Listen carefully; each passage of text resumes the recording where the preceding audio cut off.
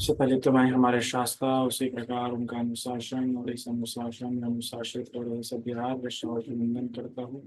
मेरे उपजय जिनके कारण से मुझे बुद्ध शासन में उपसंपदा प्राप्त हुई नहीं वंदन। मेरे सभी आचार्य और कल्याण मित्रों के प्रति मंगल कामना करता हूँ। तो आज हम रोज कुछ ना कुछ नया जानने के लिए होते हैं, पर सिर्फ नया ही नहीं जानना है, हमें हमारी गलतियां भी प्रवचन द्वारा पता लगे, ये भी होता है, इसके लिए हम प्रवचन सुनते हैं। इंफॉर्मेशन धर्म नहीं है। कई बार लोग इंफॉर्मेशन के लिए धर्म सुनते हैं। ठीक, क्लासेस जब हम कहते हैं क्लासेस एक ऐसा पैटर्न बना देता है कि अरे नई इंफॉर्मेशन मिली, ये नई इंफॉर्मेशन मिली। सिर्फ नई इंफॉर्मेशन मिलना, नई जानकारी मिलना मतलब ऐसा नहीं कि आदमी को कुछ नया पता। सिर्फ कुछ नया जानने के लिए हम धर्म नहीं सुनते हैं। हम धर्म सुनते हैं ताकि हमें हमारी गलतियां भी दिखे। धर्म सुनते सुनते कि मुझसे ऐसी गलती हुई है, हाँ बंदे जी उचित कर रहे हैं, और प्रेरणा लेने के लिए कि मुझे ऐसा व्यवहार करना चाहिए, मुझे ऐसा व्यवहार, तो मेरे द्वारा ये व्यवहार होना चाहिए, है ना। आप अगर धर्म को देख के, धर्म सुन के आप समाज की ओर देखें, किसी और की ओर देखें कि उसने मैत्री भावना रखनी चाहिए, करुणा भाव रखनी चाहिए, लोगों में ऐसी भावना होनी चाहिए, लोगों में ऐसे विचार होने चाहिए, तो आपके लिए धर्म श्रवण नहीं है, वो धर्म श्रवण है, वो श्रावक नहीं है, वो श्रावक नहीं है। श्रावक सुनना चाहता है। क्यों सुनना चाहता है? इंफॉर्मेशन के लिए नहीं, बल्कि इम्प्लीमेंटेशन के लिए। तो हमें सिर्फ नया जानना नहीं होता, हमें जानना होता है कि हमें ये करना है, हम ये नहीं कर पा रहे, हमें ये कार्य करने के लिए और मेहनत करनी है। तो आज हम संघवत्व, संग्रह करने योग्य जो वस्तु होती है उसके बारे में जानेंगे कि क्या ऐसी वस्तु है जो संग्रह करने योग्य और व्यक्ति में संग्रह करना चाहिए। तो चार ऐसी बातें आती हैं संग्रहवत्व में। सबसे पहला दान, दूसरा प्रिय वचन, तीसरा अर्थचर्या, और चौथा समानता। ये चार बातें होती है संग्रहवत्व में। संग्रहवत्व मतलब ये ऐसी बात है जो व्यक्ति ने संग्रह करनी चाहिए अपने जीवन में, और ये वो बातें हैं जिसके कारण से वो किसी भी संघ में रह पाता। अगर हमें किसी संघ में रहना है, किसी टीम में बने रहना है, किसी ऑर्गेनाइजेशन में बने रहना है, किसी ग्रुप में, अपने फ्रेंड सर्कल में, अपने कल्याण मित्र के सर्कल में बने रहना है, तो ये चार वस्तु आवश्यक है। आप, कई लोग बनते हैं कि मेरी बनती नहीं इसके साथ, मेरी उसके साथ नहीं बनती, मैं यहाँ नहीं रह पाता, वो लोग मुझे एक्सेप्ट नहीं करते। अक्सर ऐसा होता है कि यार वो ग्रुप तो मुझे एक्सेप्ट नहीं करता है, या वो ग्रुप मुझे पसंद नहीं करता, या वो लोग मुझे पसंद नहीं करते, वो मेरे बारे में बुराई करते हैं, वो मेरे साथ रहना नहीं चाहते। तो किसी भी ग्रुप में टिके रहने के लिए, ग्रुप का हिस्सा होने के लिए, ग्रुप का हिस्सा रहने के लिए आप में ये चार बातें होनी चाहिए। अगर आप में ये चार बातें नहीं है तो आप उस समूह में नहीं टिक सकते। तो सबसे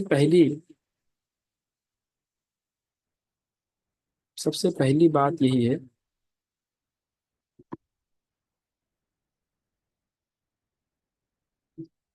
कि आप दान करना सीखें। अब दान मतलब क्या होता है? देने का भाव।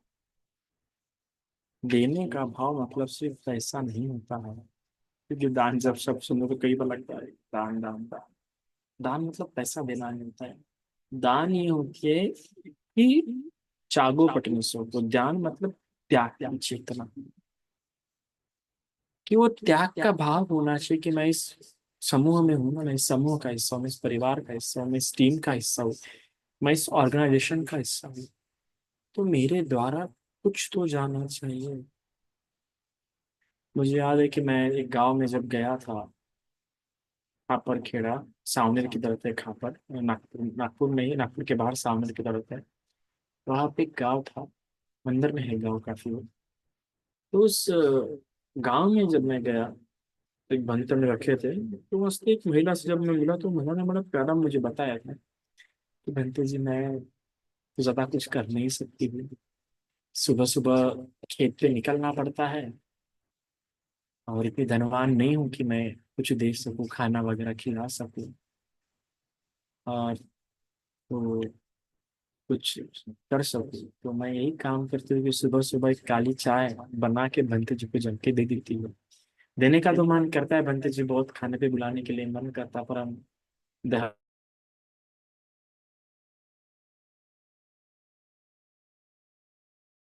करने वाले, मजदूरी करने वाले रोज जाना ही पड़ता है हमें, यही लाइफ हो जाती है। और कई बार मन भी करता है कि दूध की चाय भी पिलाए, लेकिन क्या करें, उतना सामर्थ्यवान नहीं, अकेली रहती हूँ, कोई सहारा है नहीं, बच्चों को देखना पड़ता है। तो इसलिए, पर देना तो कुछ है भंत जी, तो ज्यादा दे नहीं सकते, तो कम से कम ये चाय, रोज एक सुबह एक कप गर्म चाय जाके देना चाहती हूँ और देती रहती हूँ, कम से कम इतना। तो ये जो देने का भाव होता है, जैसे कि हमें कल एक पास से कहानी बताई, वो ज्यादा कुछ नहीं कर सकती, तो वो रोज विहार में जाके झाड़ू पोछा। हम विहार में क्या करने के लिए जा रहे हैं? अगर सिर्फ क्या धर्म सुनने के लिए जा रहे हैं या वंदना करने के लिए जा रहे हैं? हमारा जाना क्यों होना चाहिए बिहार में? ताकि हम जाके वहां पे कुछ कर सके, कुछ दे सके। और सबसे पावरफुल पुण्य अगर मुझे कोई लगता है, जो आपके रोग दुख संकट दूर कर सकता है, तो बिहार में जाके झाड़ू पोछा। बड़े से बड़े संकट दूर करने के सामर्थ्य होता है इस पर वो होता है ना, वो भाव ना होनी चाहिए कि मैं वहां कुछ देने जा रहा हूँ, वहां मेरे द्वारा कुछ योगदान होना चाहिए। ये भाव लोगों का छूट जाता है कई बार। जब हम किसी समूह का हिस्सा है, तो मैं इस समूह में क्यों? जब एक नववधु नए घर में जाती है, तो इस नए घर में क्यों आई हो? उसे पति चाहिए था इसलिए? नहीं, मैं इस घर में आई हूँ तो मेरे द्वारा इस घर को कुछ लाभ होना चाहिए। मेरे आने से इस घर में जो पहले नहीं था वो उसकी प्राप्ति होनी चाहिए। मेरे आने से पहले घर में शांति नहीं, तो शांति आनी चाहिए। मेरे आने के पहले, अगर नहीं यहाँ भाई भाई में झगड़ा था, तो कम से कम मेरा उतना तो योगदान होना चाहिए कि मेरा द्वारा यहाँ के भाई भाइयों में शांति स्थापित हो। मतलब ये जो देने का भाव है ना, कि कुछ एक्स्ट्रा इनको मिले, अब तक के इनके पास जो थी उसमें और बढ़ोतरी हो। चाहे वो मैत्री भावना हो, प्रेम भावना हो, जो भी हो, इनको मेरे द्वारा कुछ बढ़ोतरी हो।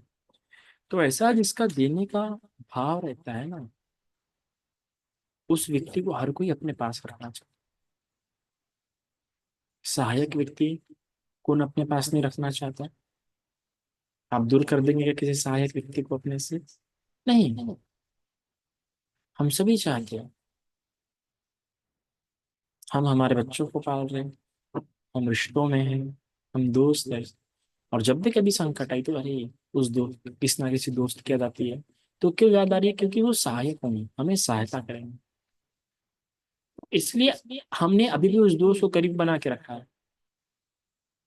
हर किसी को हम करीबी दोस्त बनाते हैं क्या? करीबी दोस्त बनाने का सबसे एक हमारा नॉर्मली तो रूल है कि वो हमारी हेल्प करता है, इसलिए हम, वो हमारा बेस्ट फ्रेंड बन गया है, हमारा करीबी रिश्ता बन चुका है, हम उससे काफी करीब हो चुके हैं, सिर्फ इसी एक बात के कारण। तो वो बात क्या है? वो बात है उसका दानीय स्वभाव। तो दानीय स्वभाव के कई स्वरूप होते हैं। दानीय स्वभाव को पर एक ही वाक्य में बताया जा सकता है, कि उसका मन होता है कि मेरे द्वारा ऐसे कुछ तो भी लाभ हो।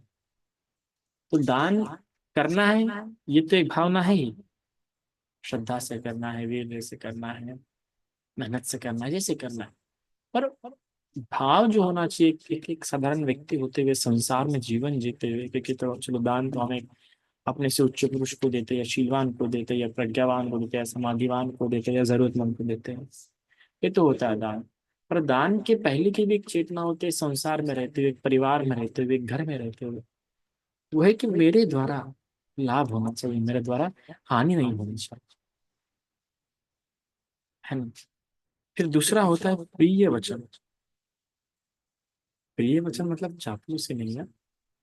कई बार लोगों को लग सकता है प्रिय वचन मतलब हमेशा मधुर मधुर बोलो। प्रिय वचन मतलब ऐसा होता है कि वो शब्द ऐसे हो कि उससे उसका मन ना दुखे। महाराष्ट्र में पता नहीं पूरे इंडिया में छूंगा ये पूरे वर्ल्ड में छूंगा, बट ये बड़ा कहा जाता है तुम्ही खरा बोलते हो लोग सेक लागते,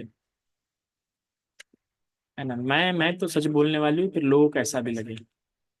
अक्सर लोग ये सेंटेंस वो इस्तेमाल करते हैं अपने कठोर वचनों को अच्छा बताने के लिए। देखो बाबा मैं सच बोलता हूँ, तुम्हें कैसा भी लगे।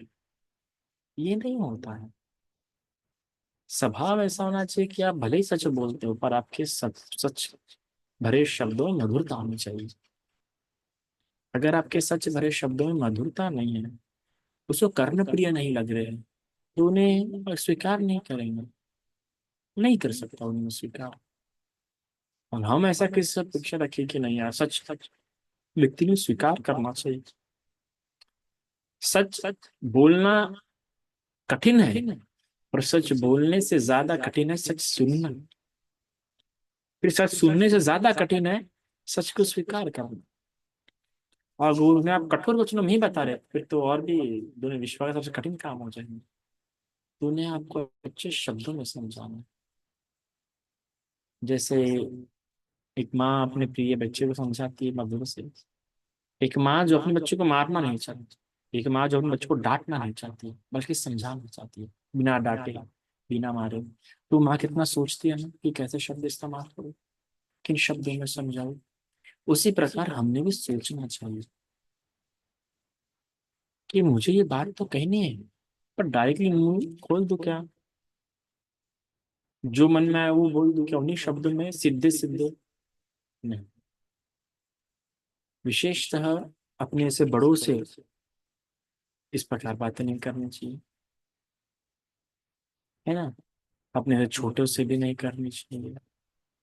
अपने से बड़ों से जब बात करते तो आग्रह होता है, अपने से छोटे से जब बात करते तो समझाना कहते हैं। तो डांट के समझाया नहीं जाता है, ऊंची आवाज से आग्रह नहीं किया जाता, कठोर शब्दों से आग्रह नहीं किया जाता, अपमानजनक शब्दों से आग्रह नहीं किया जाता। आग्रह मतलब क्या, समझाना मतलब क्या होता है। डांटना ये थोपना है, समझाना नहीं, जबरदस्ती करवाना है।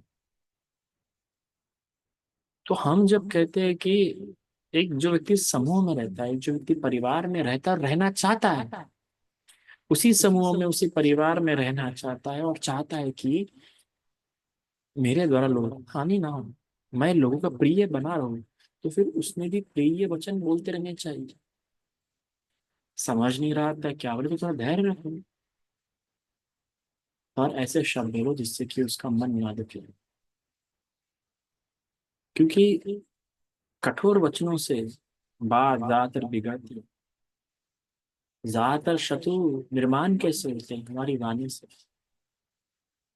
ज्यादातर शत्रु हम बोल तो देते हैं, और शायद हम बोल के भूल भी जाते हैं, और जिसको सुना है, जिसने सुना है, जिसने जिसको आपने बोला है, वो नहीं भूल सकता। कितना प्यारा कहा था एक बार सुष्मिता सेन ने कि लोग आपको सब मिस मिस इंडिया या मिस यूनिवर्स बनी थी, तो कितना प्यारा उसने बोला था कि देखो इतनी सुंदर महिला रहने पर भी कितना प्यारा कहती है कि लोग ये याद नहीं रखेंगे ना कि आपने क्या कपड़ा पहना है, भले उन्हें कितना भी अच्छा क्यों ना लगे। एक समय तक क्या लगता है फिर भूल जाते हैं कौन सी लिपस्टिक लगाई है, कौन सी हील्स पहनी है। हर कोई नोटिस नहीं करता, हर कोई नहीं। कुछ एक आध दो लोग नोटिस करेंगे, पर हर कोई नोटिस नहीं। पर लोग ये नोटिस जरूर करेंगे कि आप कैसे बात करते हो लोगों के साथ, और जिससे जैसी बात करेंगे वो उसको वैसे याद रखेंगे। इसलिए प्रिय वचन होना बहुत ज्यादा है अगर आप अपने जीवन में शत्रु नहीं चाहते, क्योंकि अपना मन कम शत्रु है जो बाहर और शत्रु बनाने हैं। इसी बात को स्वीकार स्वीकार करके रखो कि मेरा मन ही तो मेरा ससुरा शत्रु है, मैं क्यों और बाहर की शत्रु बनाना चाहता हूँ। और मुझे किसी को शत्रु नहीं बनाना, और मुझे किसी को ऐसे वचन नहीं बोलना। और जब वचन बोलने का मन करता है कठोर, तो क्या कभी ऑब्जर्व किया है मन को? इतना कुटिल हो जाता है मन। आप देखोगे ना, तो जब आप कुछ बोलना चाहते हो तो ये कम नहीं, जैसे कि एक इंसान के चाकू पाड़ के मारना चाहता है, वैसे वो शब्द है। उसमें का भाव कभी ऑब्जर्व कीजिए अपने मन ही मन, कि कैसा आपका मन मिला था, कैसे बोले तो तड़ाक से। तो तड़ाक जो होता है एकदम से रपाक से बोल देंगे। क्योंकि मैं भी ऐसा हूं ना, तो बाबू इसलिए वो अच्छी प्रकार समझ सकता हूँ कि कैसे रपाक से वचन निकल जाते हैं। तो वहां से उभरना है, समय लगता है। पर एक बात हमें रखना है कि इससे सिर्फ रिश्ते बिगड़ेंगे। समय, आने वाला समय हम खराब करते हैं। अभी अभी बोलेंगे अभी समय खराब नहीं होगा, समय कब होगा? आने वाला समय खराब होगा। आने वाला समय रिश्तों में खराब होगा, और आने वाला जन्म योनि में खराब होगा, है ना? कितना तो इसलिए प्रिय वचन हमेशा रखो। फिर तीसरा है अर्थचर्या।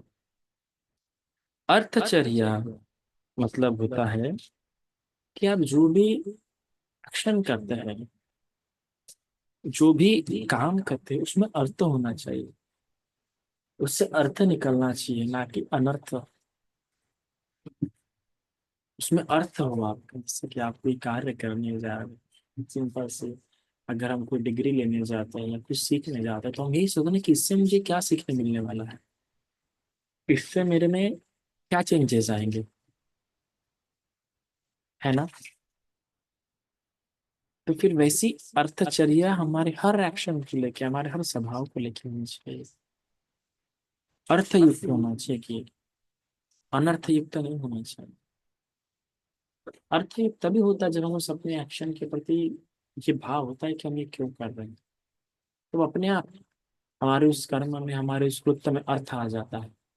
जब हमें पता नहीं होता है, हम मजे के लिए कर रहे होते हैं, चल बालों चारना मैं भी जाता, वो करे ना, चलो मैं भी कर लेता हूँ। जब ऐसे कार्य हम करना शुरू कर देते हैं दूसरे को देखते हुए कि वो ले कर रहे हैं, तो हम भी करते हैं। जैसे कि आप वंदना में बैठ रहे, पूजा में बैठ रहे, अब लोग बैठ, घर में होता है परिक्रमा नहीं बुलाया गया है, जो होता है ना, जिससे घर में परित्राण होता है वो बुलाता है बाकी लोगों को परित्राण के लिए। और हम जा रहे हैं, बुलाया इसलिए जा रहे हैं और बैठ रहे हैं। तो ये आपका अर्थचर्या नहीं है। जब आपको पता है कि मैं यहाँ पे क्यों बैठू, इससे मुझे क्या लाभ होगा, मैं क्या लाभ करना चाहता हूँ, तो वो अर्थचर्या हो जाती है। वरना वहाँ बैठना भी अनर्थ होता ही है ना। अब बस बुलाया है तो जाके बैठो, फिर बैठे बैठे मन लगता नहीं, पूरा गाँव घूम के जाता है मन, है ना? और फिर लगता रहे कि वाह भंती जी खत्म करती हूँ, भंती जी कब खत्म करेंगे, यही मन में चलते रहता है। आनमंग, अरे भंती जी खत्म भी नहीं करे, पैर दुखने को आ गए। तो वो जहाँ पे मन शांत करने के लिए गए थे, वहां मन द्वेष युक्त हो रहा है। और किसके प्रति हो रहा है? ये भिक्षु के प्रति हो रहा है, बौद्ध भिक्षु के प्रति, काशा वस्त्रधारी भिक्षु के प्रति हो रहा है। तो उस कभी कभार तो अरे कब खत्म करेंगे, भक्ति जी प्रवचन पका ही रहे तब से। तो जब जब अर्थ नहीं पता होता है क्यों कर रहे हैं, तो फिर वो हमारे लिए अनर्थ में कारण हो जाता है। तो आपकी चर्या भी जो है अर्थयुक्त होनी चाहिए। अर्थयुक्त चर्या ऐसी हो जिसकी लोगों को सहायता पहुंचे। फिर वे समानत, अर्थात कि पार्टिसिपेशन। आप जो भी कृत्य करें या जो भी काम होने जा रहा है, इसमें आपका पार्टिसिपेशन होना चाहिए, इक्वली पार्टिसिपेशन। होता है ना, जैसे कि हम जिस मोहल्ले में रहते हैं, उस मोहल्ले में कोई प्रोग्राम होता है, तो अगर आप ऐसा बोल के होता नहीं हम तो नहीं जाते, फिर हम क्यों दे बरगनी, हम क्यों ऐसा करें, ये गलत है। आप जब किसी समूह में रहते हैं, आप भले ही ना जाए, पर आप समूह में रहते हैं, भले ही आपको इंटरेस्ट नहीं, आप ऐसा नहीं बोल सकते कि नहीं मुझे नहीं पसंद, मैं नहीं, ऐसा नहीं करना चाहिए। समानता मतलब समान रूप से उसमें सहभागी होंगे। और ये भाव होना चाहिए कि यार मेरे तरफ से कुछ तो भी होना चाहिए, जैसे दीपनकर बुद्ध के समय में सुमेर विभूति से थे। वो समूह के हिस्सा नहीं थे, और चाहते थे कि मुझे भी कोई काम दो, मैं भी इस काम में सहभागी होना चाहता हूँ। और बौद्ध उपासक उपासिकाओं में ये तो बड़ा भाव होता ही है, और होना ही चाहिए कि कुछ तो मैं भी इस समूह में शामिल होकर काम करूंगा। मैं भी समान रूप से काम करूंगा, समान रूप से क्या होगा, सहभागी हूँ। और ये भाव हो ना, तो समरसता के प्रति सोचना नहीं पड़ता कैसे समरस हो।